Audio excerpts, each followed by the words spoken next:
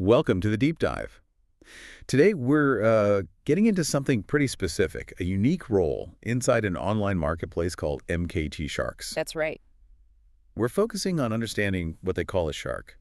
How do they work? What are their key jobs? And we're using their own internal docs and public info for this. Exactly. So the mission here is to really grasp the mechanics, the core functions of this role quickly. Yeah, and it's interesting because it gives such a clear view of how one specific platform defines and structures its agents, their day-to-day, essentially. Okay, so let's unpack this then. What exactly is a shark in the MKT Sharks world? Well, the sources define them pretty clearly. They seem to be the earners, right? Yeah.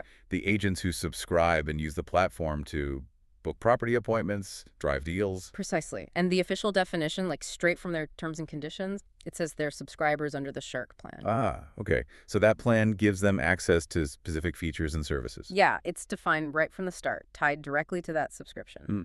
That's quite structured. It is. It sets up a very specific relationship, between the platform and its agents. Clear expectations from day one. Right. So what's in it for the sharks themselves? Let's talk about the core value proposition. This is where it gets interesting. Definitely. MKT Sharks really highlights unlimited appointments.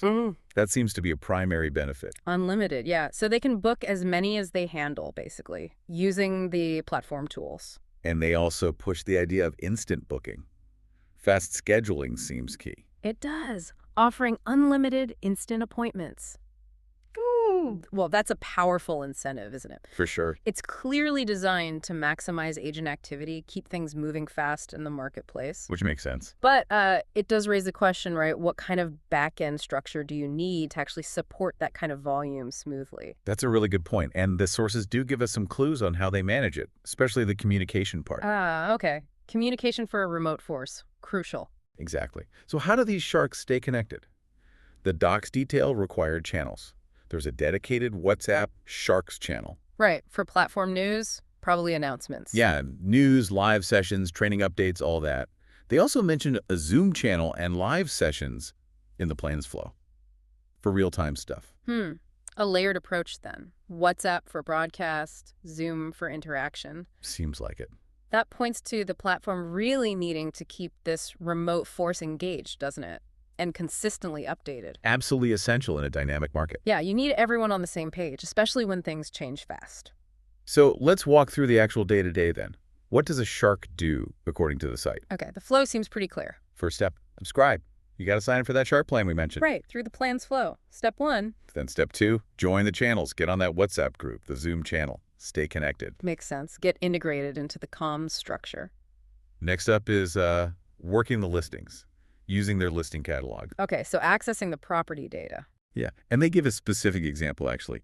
Lahore properties with downloadable PDFs. Oh, interesting. What details are in those? Things like price, Marla size, that's a local land unit, right? Yeah, common in that region. Right.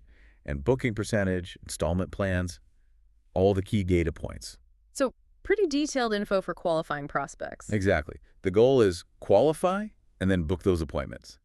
That action, appointment setting, it's highlighted again and again. So that's the core action. Moving deals forward starts with booking that meeting. That seems to be the main thrust, yes. Activating the listing. It's a very structured workflow, makes it crystal clear what's expected. And those details like the PDS with Marla size and booking percentage, it just underlines how practical and data-driven the work is meant to be, giving them actionable info right away. So with this clear process, are there any rules or guardrails, things sharks need to watch out for? Good question. The terms do mention something specific. Yes, they explicitly warn against submitting fake bookings. Okay. Fake bookings. That's interesting. Yeah, it's stated very clearly. Now, how they enforce it, that's not detailed publicly. Right.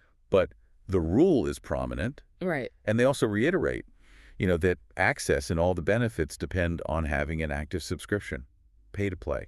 Well, that no fake appointments rule being so prominent, why call that out specifically? Good point. What do you think? It suggests maybe that the system could be vulnerable to gaming or that they've had issues. Could be. Trying to keep the numbers real. Exactly. It points to them needing to actively maintain the integrity of their booking system, which is vital, right, for both the property owners and the buyers. Absolutely. Trust is everything in a marketplace. If that goes, the whole thing could wobble. So pulling it all together, Yeah. the bigger picture, where do sharks fit in the MKT Sharks ecosystem overall? Well, the platform positions itself as a two-sided marketplace, standard model. Right. Connecting property owners or agents with buyers or tenants. Yeah. And the sharks. They're described as the remote force. The remote force. I like that term. It's quite descriptive, isn't it? Their job is to activate the listings, set appointments, follow up with clients. And the About section on their site seems to back this up. This idea of them playing a bridging role.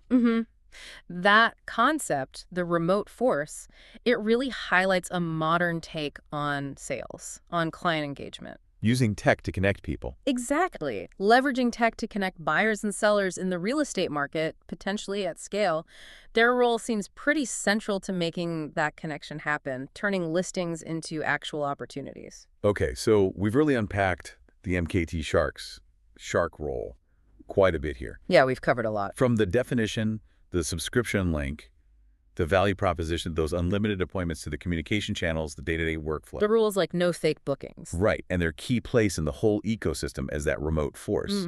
It's genuinely fascinating how a platform can build such a specific role. It really is. So clearly defined, so focused on certain actions. Creates a very clear path for agents using the platform. Absolutely. And this whole deep dive into the Shark playbook, it shows more than just a job description, right? How so? It reveals an entire operational model, a blueprint for how a digital marketplace can use a distributed workforce effectively. That's a great way to put it. And it makes you think, looking beyond just real estate, how could this remote force model translate?